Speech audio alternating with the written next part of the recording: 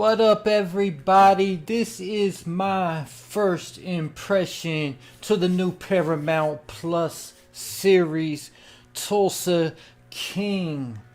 Tulsa King is about a man named Dwight Manfredi, who is a 75-year-old high-ranking mafia capo who did 25 years in prison, and he has just been released. He has an ex-wife named Marie and a daughter named Tina, and whom he has not seen in over 18 years. He has also two known murders by law enforcement to his credit. And if you didn't know, a capo is a made man in the Italian mafia who runs his own crew. And he says as he's getting out of prison, he says all this time he's been married to the game. He's going to find out if the game has been married back to him. So as he gets out of prison, he gets picked up and they take him to the house of his boss, the same man that he did the Italian mafia main boss, the main leader of the Italian mafia, an old man named Pete. And his son named Chicky is now the underboss. And to make it short, they want him to go to Tulsa. They say there is nothing left for Dwight in New York, but there's a whole city in Tulsa that's wide open for him to take.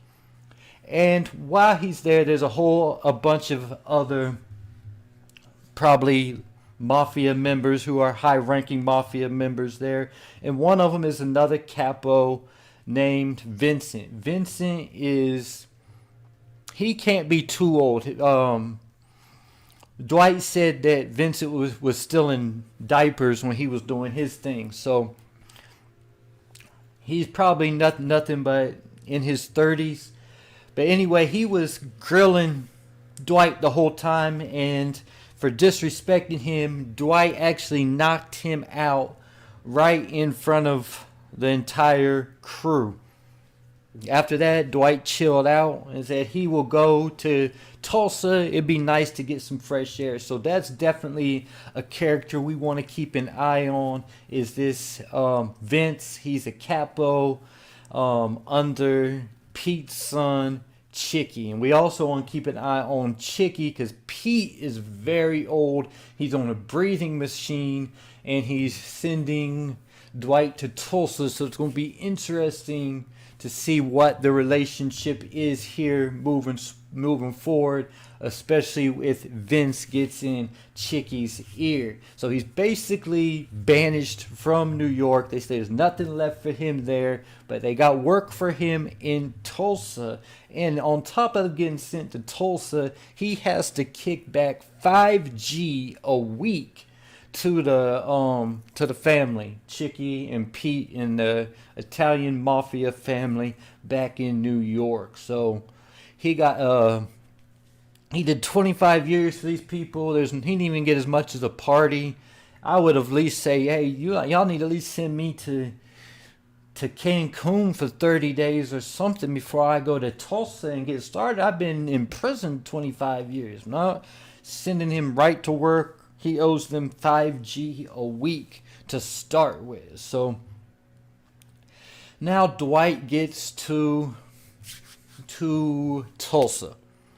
And that is when he is picked up by the cab driver named Tyson. And on the way to the hotel, Dwight sees a marijuana dispensary, and he has Tyson, the cab driver, stop there. At that point, he walks in, fills out the place real quick, Well, the guy who is the clerk at the weed shop tells him they only take cash. So I guess at that point he put together that they probably got a safe in there, a lot of money on hand. So he asked for the owner. The owner's name of the marijuana dispensary is Bodie. So he basically robs Bodie, kind of robs Bodie. He says he's going to be a business partner with Bodie, and he takes 20% of, he says he's going to take 20% of what Bodie makes every week. And on top of that, he took, I guess, 20% out of the safe, which would have been $100K. So he's starting off in Tulsa real nice with $100K. So when he leaves out of the dispensary, he tells his cab driver Tyson that he's hiring him for $2G a week, and he wants him to go buy I think it was a Range Rover or some kind of nice truck. So now he is he got that money, but now he owes Tyson $2G a week, and he's also owes his people in New York, his crime family in New York, $5G a week. So he up to about $7G in expenses, not to mention his cost of living, and he's staying in a hotel. So it gets me to the part with the navigator. I guess it was a navigator that he wanted him to buy. The guy would not sell Tyson the navigator because he thought Tyson was he accused Tyson of being a crack dealer and threatened to call the cops. So Dwight shows up, and he gave the man the name Pierre Cuomo. So I don't know if that means something, but I'm pretty sure that's just a fake name. Dwight gave the owner of the car dealership, and then he beats down the owner of the car dealership, who threatens to call the cops when he hits him with the phone, and he tells him he's gonna sell him that navigator for $50K cash. So he started off with $100K, so half of his money just went out for the new navigator, plus the money he gonna have to keep spending for whatever. But he gets 20% of Bodie's money. That's already a little income for him. This gets me to the mall scene. Dwight and Tyson stop by the mall to get a little ice cream, and while Dwight is at the mall, unknowingly, he is spotted in that mall by somebody named Armand, who knows Dwight from way back in the day, and Armand immediately calls somebody named Eddie and asks if there's any chance that Dwight Manfredi could be in Tulsa, Oklahoma.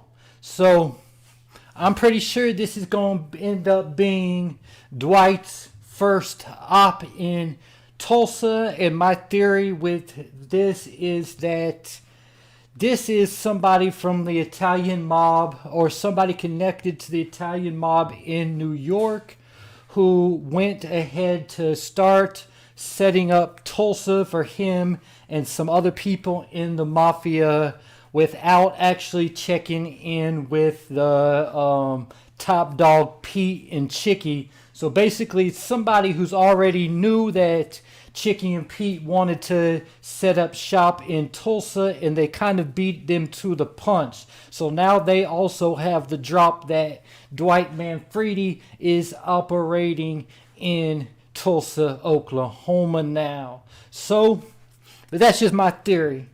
And then we got Dwight goes to a bar a couple times, and he bumps into a bartender named Mitch. And Mitch has done 8 years in prison, and he's now the owner of the bar that Dwight likes to go to. So we'll see how their relationship plays out moving forward.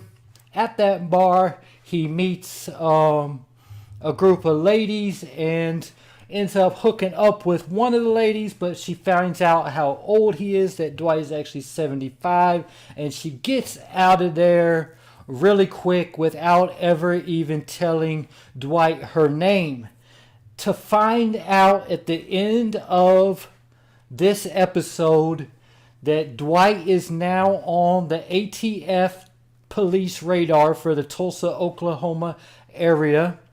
And one of the officers who is part of that task force is the same woman that Dwight was just hooking up with the night before. So we have a couple opposition lined up for Dwight moving forward. It could be this ATF police task force or any other police task force for that matter. But I guess ATF is the dominant police force. I guess that's what they're saying, at least in this show, for Tulsa, Oklahoma. And then, like I said, we had the op named Armin. Moving forward, we'll also like to see if Dwight adds anybody to his crew. Maybe that will be where Mitch comes in, because right now we're only seeing him working with Tyson, the cab driver, and he doesn't seem to be much of a threat to anybody. So I mean, Dwight just might be a lone ranger. He might not need too big of a crew. So we'll have to see moving forward. And that's another question I have is, will they add more characters to this show? Because so far we've just seen basically every scene in this show has only really shown Dwight and how he went from prison to meeting up with his crew, former crew from